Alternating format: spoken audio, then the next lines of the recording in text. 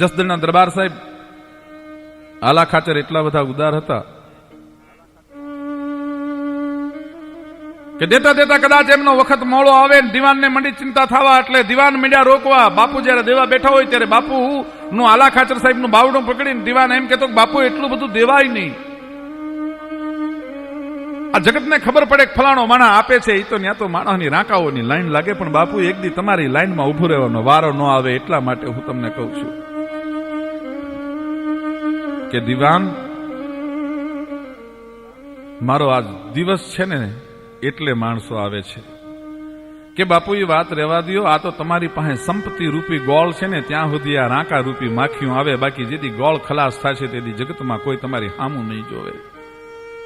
દિવાન ગોળ હોય ને માખીઓ આવે કે હા બાપુ ગોળ હોય ને માખીઓ આવે. દિવાનની ને આલા ખાચર સાહેબની વાત ત્યાં પૂરી થઈ, પણ એમાં એક દિવસ એવું બન્યું કે રાતનો સમય છે. આલા ખાચર બાપુ એમ કહેવાય છે કે પોતાના ઓરડામાં બેઠા છે, એમાં દિવાનની વાત યાદ આવી, બાપુ ગોળ હોય ને માખીઓ આવે. બોલાવો દિવાનને. હુકમ થયો. દિવાન આવ્યો. આલા ખાચર દરબારે ગોળની ભેલીને મગાવી રાખી હતી, માથે રૂમાલને ઢાંકી દીધો હતો કે દિવાન તમે કાયમ હું જગતને આપું છું એમાં તમે એમ કહો છો કે બાપુ ગોળ હોય ને માખીઓ આવે, તો કે હા બાપુ એ તો સાચી વાત છે, દીવા જેવી વાત છે, ગોળ હોય ને માખીઓ આવે. એ અડધી રાતે આમ કરીને આમ આલા ખાચરે રૂમાલને ઊંચો કરીને એમ કીધું તું દિવાનજી તો આ ગોળ રહ્યો માખીઓ લાવી દો. કે બાપુ એ તો દિવસે માખીઓ આવે.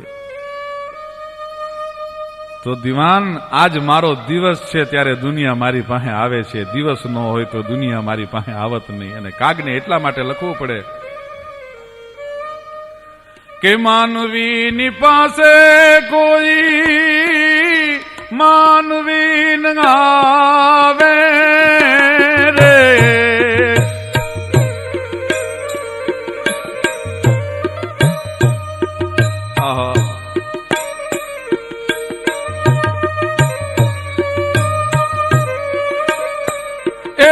તારા દિવસો એ પૂછીને દુખિયા આવે રે.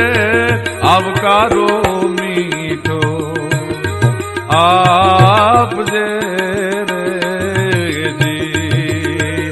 તારા આંગણિયા એ પૂછીને કોઈ જો આવે રે. આવકારો મીઠો આપજે.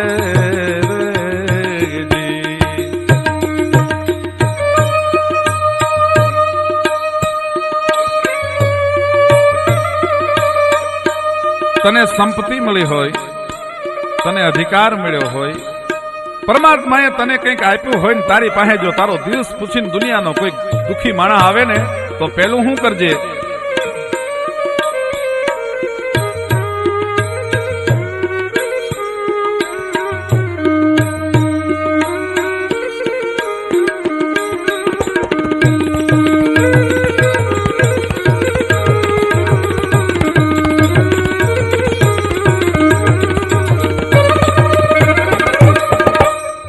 વાત એ નિહાંભળીને આડું નવજો રે.